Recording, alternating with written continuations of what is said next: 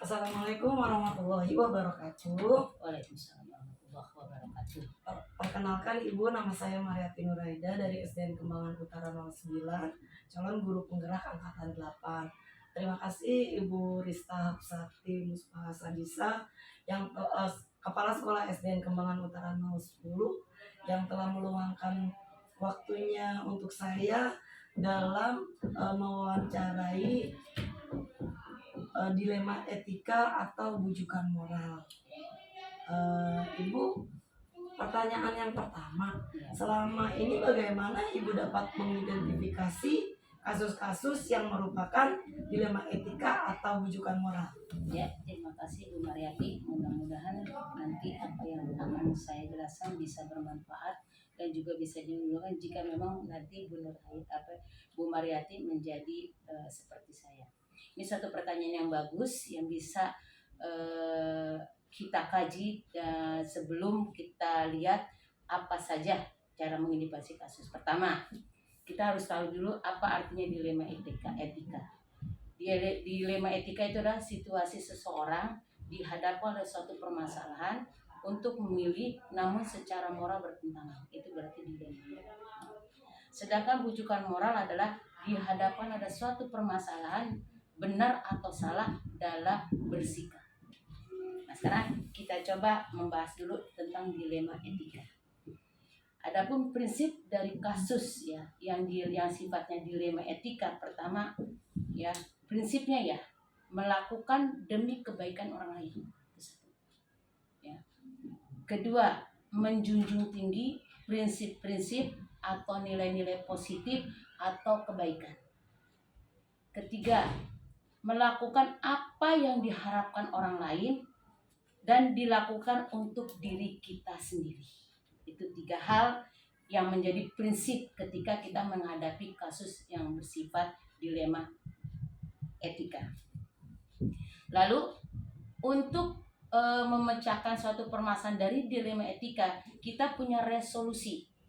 Artinya ada satu pendapat ya yang bisa kita buat sebagai sandaran ataupun dasar untuk kita berpikir. Bukan dasar hukum tapi berpikir. Pertama, ends basic thinking. End basic thinking ini adalah berpikir berbasis hasil akhir. Hasil akhirnya seperti apa? Kedua, rule basic thinking. Artinya berpikir berbasis berdasarkan aturan. Ketiga, care basic thinking. Berpikir berbasis kepedulian. Jadi kita sebagai manusia seperti juga tadi saya. Nah, keempat termasuk melihat kode etik keprofesional. Nah, 4 hal itu bisa dijadikan resolusi ataupun kita mau solusinya bagaimana lihat dari dasar itu.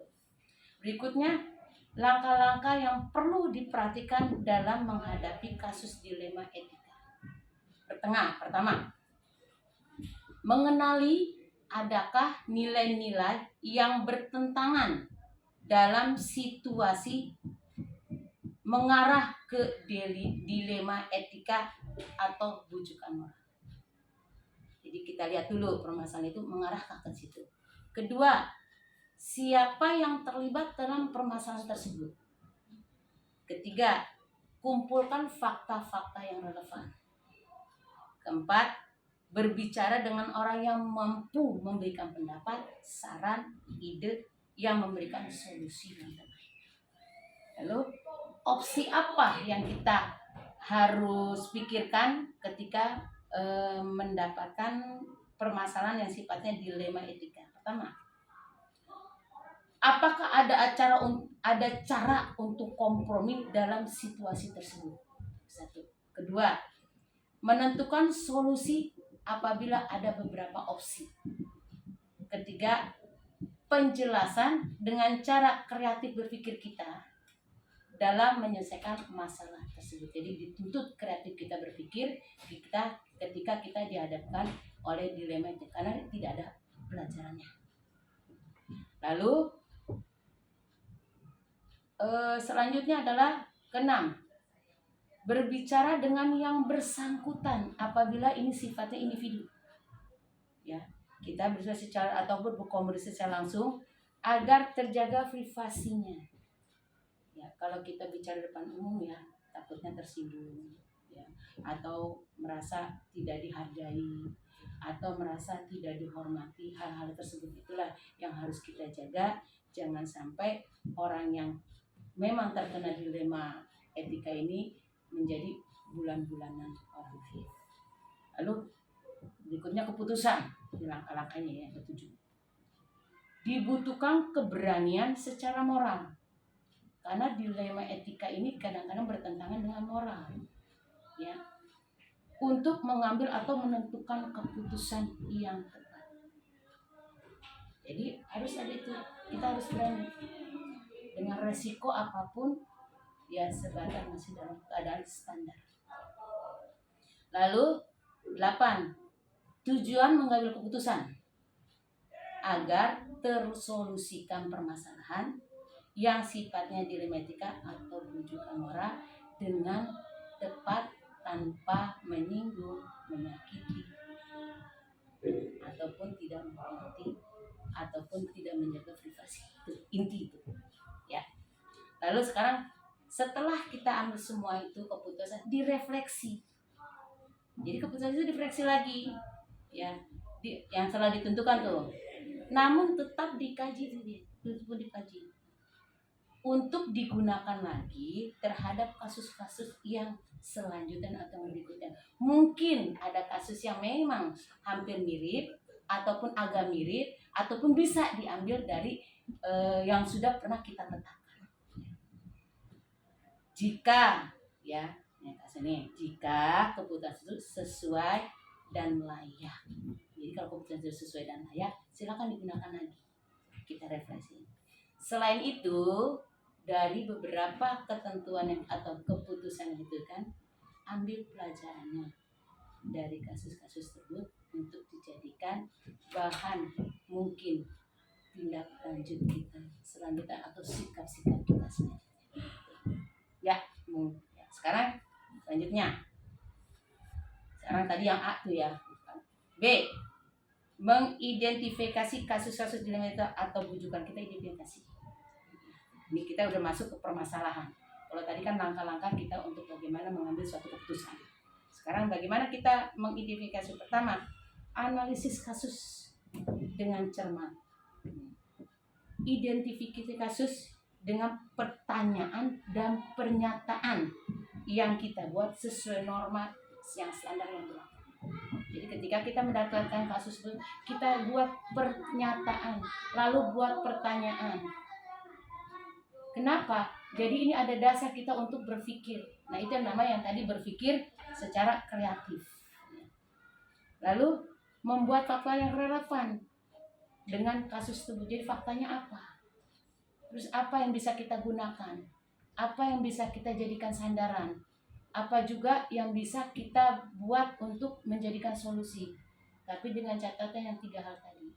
Tidak menyinggung, tidak menyakiti, menghormati, menghargai, dan menjaga privasi.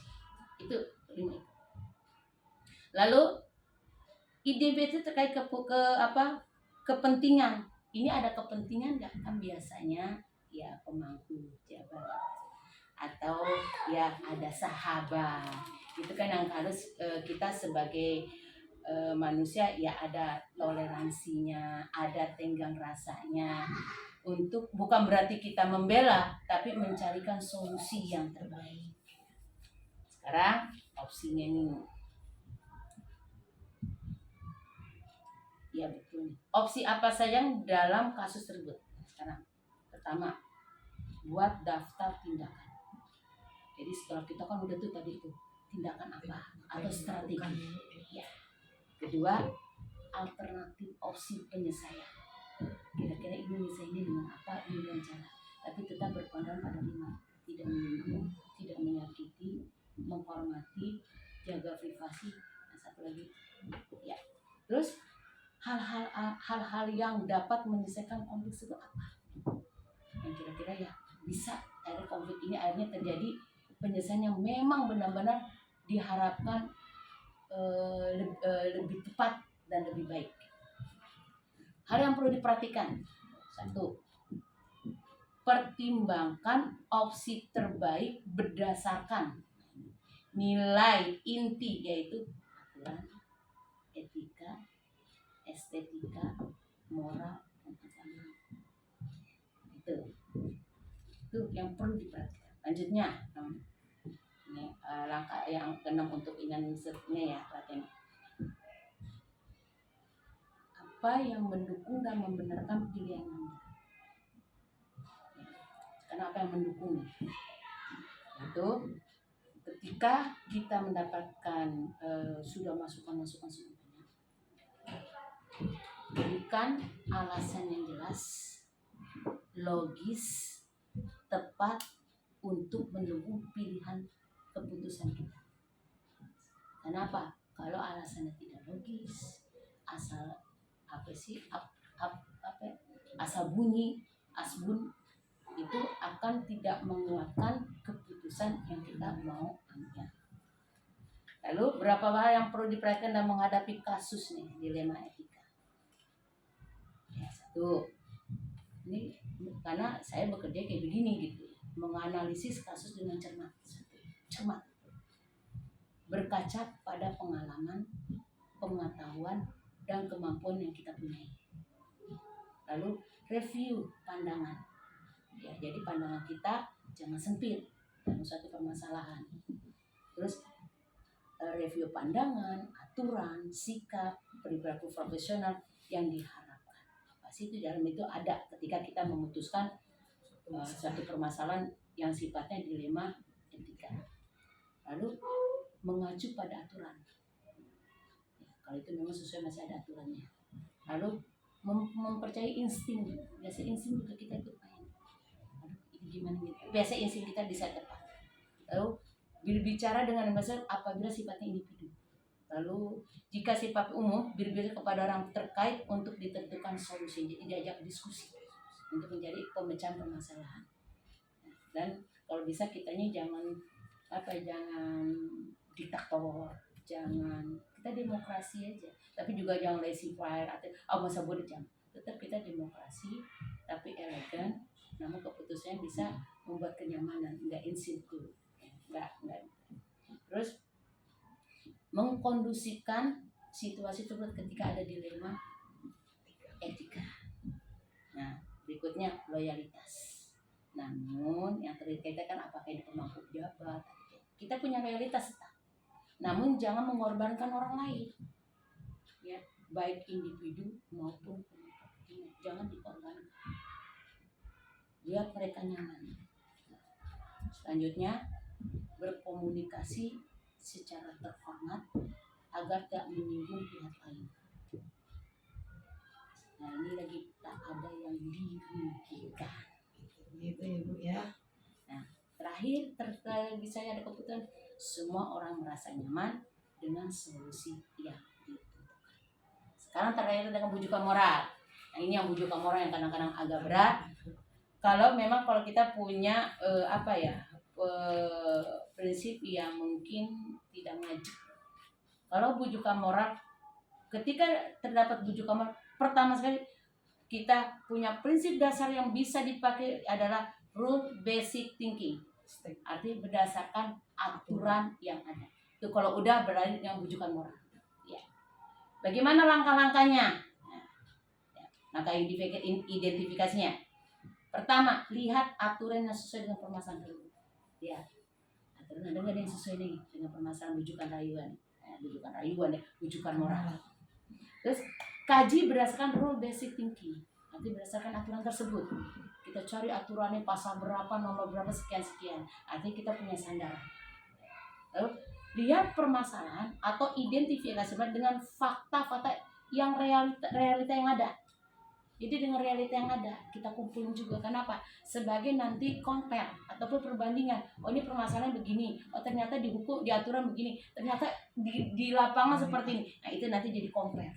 Ya, diperbandingkan lalu dilihat, pasti akan ketemu solusinya. Nah, ini hati-hati jika dalam peraturan tak ada, ya betul ada ternyata yang tak sesuai dengan permasalahan bujukan moral, maka bujukan moral tak perlu dilaksanakan.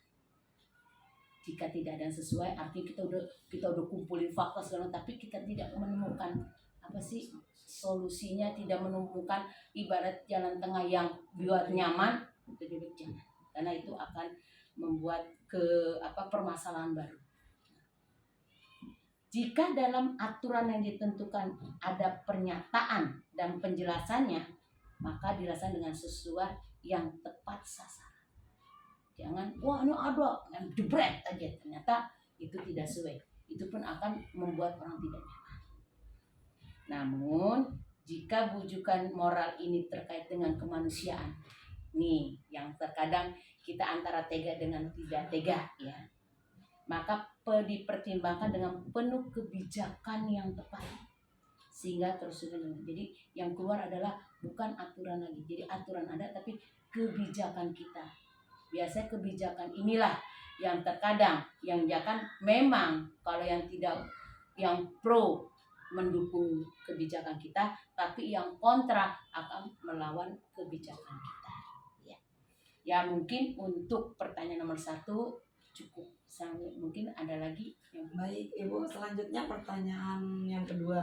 Selama ini bagaimana Ibu menjalankan pengambilan keputusan di sekolah Ibu, terutama untuk kasus-kasus di mana ada dua kepentingan yang sama-sama benar atau sama-sama mengandung nilai kebajikan? Ya, terima kasih Bu Mar ya, ada pertanyaan yang kedua ini. Maka saya akan langsung pada langkah-langkah pengambilan keputusannya. Pertama, saya selalu mengidentifikasi permasalahan. Jadi permasalahan itu saya identifikasi pasti. Ini masalahnya apa, bagaimana, seperti apa. Kedua, klasifikasi. Jadi permasalahan yang berat gitu diklasifikasi. Ini apakah termasuk permasalahan sedang, ringan, sedang atau berat. Nah, ini pasti kan pembacaannya pasti berbeda kan. Lalu setelah diklasifikasi skala prioritas, mana yang diprioritaskan? Apakah mau yang ringan dulu biar gampang cepat selesai, atau yang sedang, ataupun yang tergantung bagaimana kita memprioritaskan permasalahan dan untuk diselesaikan. Nah, terus kita ambil tadi yang 3 hal itu, apakah mau N basic thinking, apakah rule basic thinking, atau care basic thinking.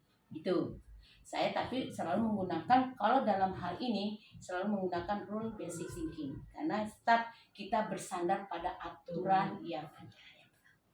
Lalu sharing dengan teman yang kita anggap yang tadi mumpuni, bisa nganggap masih pemasukan, saran, pendapat, ide, yang sehingga kita dapat menambah wawasan kita. Oh ternyata seperti ini loh, kita mencari solusinya. Ya, dengan yang pihak yang pokoknya mumpuni lah. Tapi kalau individu silakan bicara dengan yang bersangkutan. Nah lanjutnya nih tentang kita bahas ya, tetap masih langkah-langkah ini ya. Sekarang kita bahas dengan rule based thinking. Kenapa biasa saya rule based, yang sering saya pakai adalah rule based thinking dan sharing. Karena saya menyukai hal itu, karena apa? Aturan ya Bu ya. Iya, dan juga sesuai dengan gini loh. Kita punya teman, kita makhluk sosial.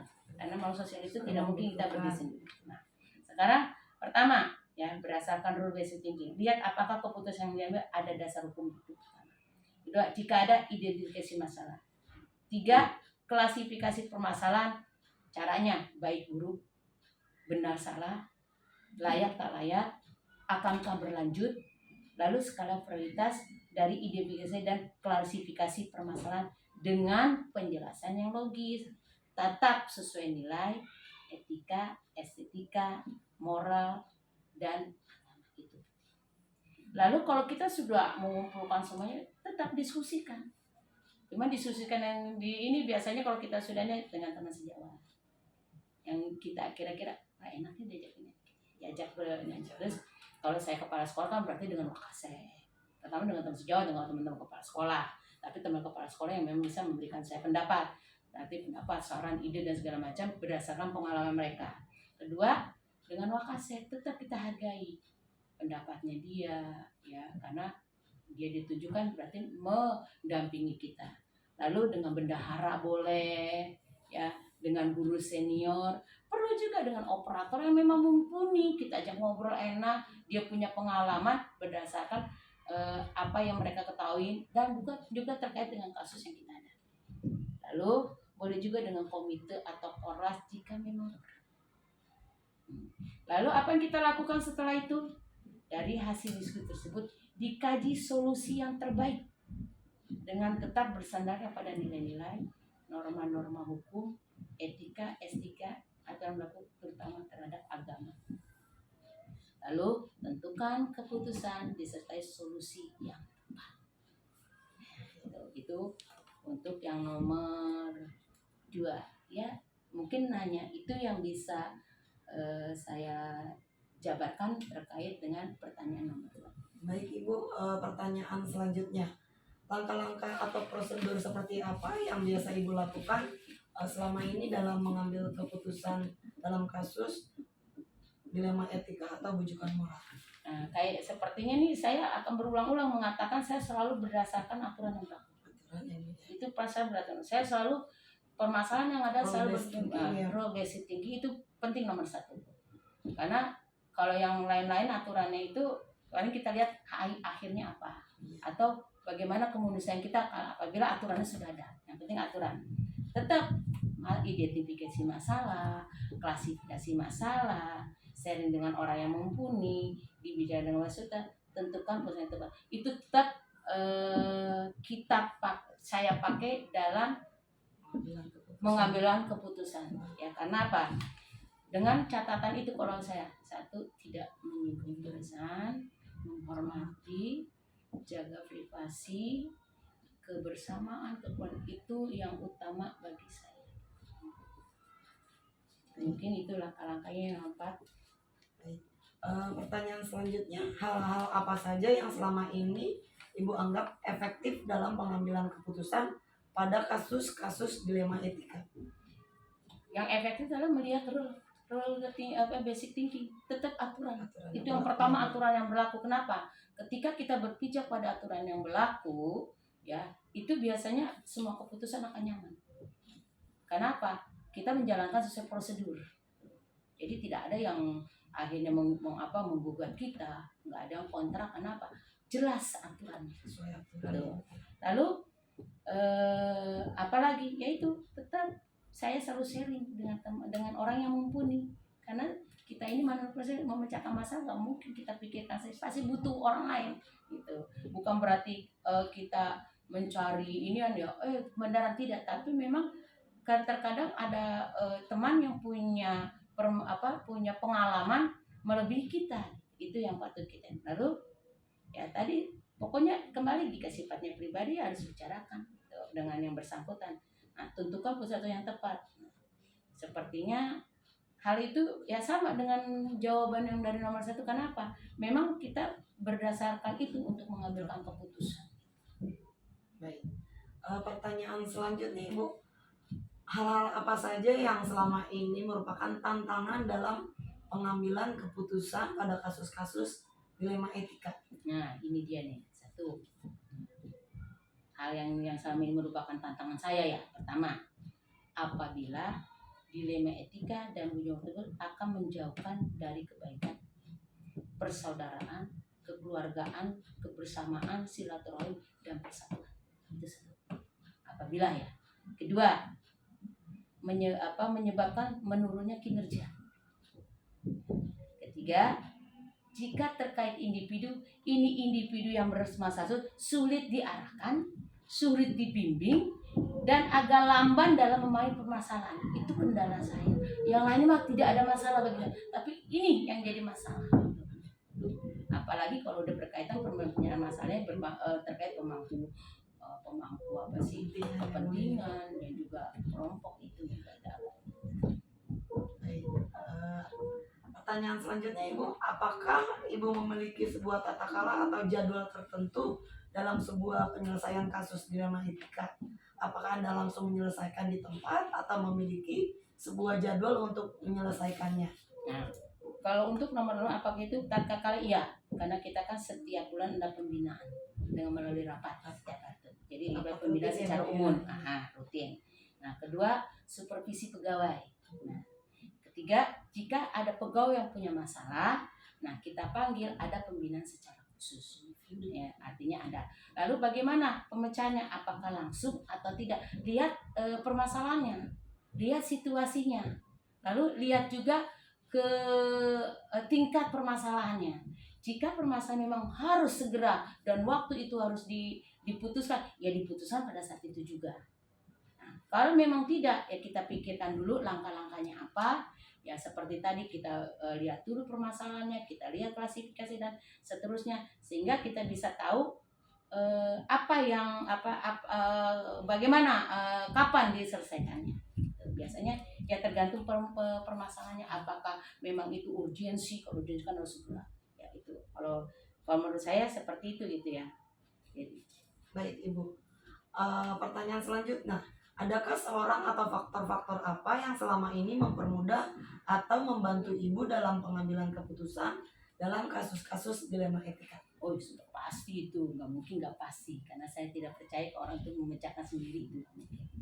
Yang pertama adalah Allah Subhanahu Wa Taala. Itu Allah Subhanahu Wa Taala.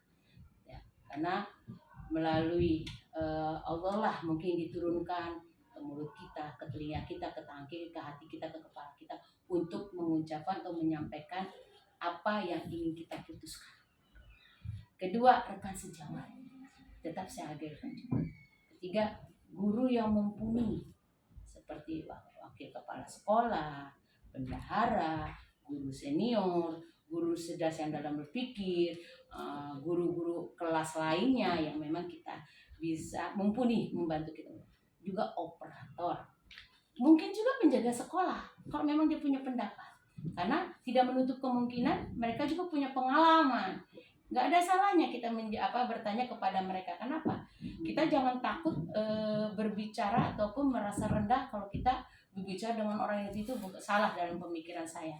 Justru saya senang berbicara dengan siapapun, karena bagi saya melalui komunikasi, maksudnya komunikasi itu akan terbentuk wawasan kita, sehingga kita memudahkan kita dalam mengambilkan suatu keputusan yang terbaik dan yang tepat, sehingga tidak ada mengurangi rasa ketidaknyamanan, mengurangi segala macam. Ya kita menjagalah. Pokok intinya dalam itu itulah menjaga secara kemanusiaan.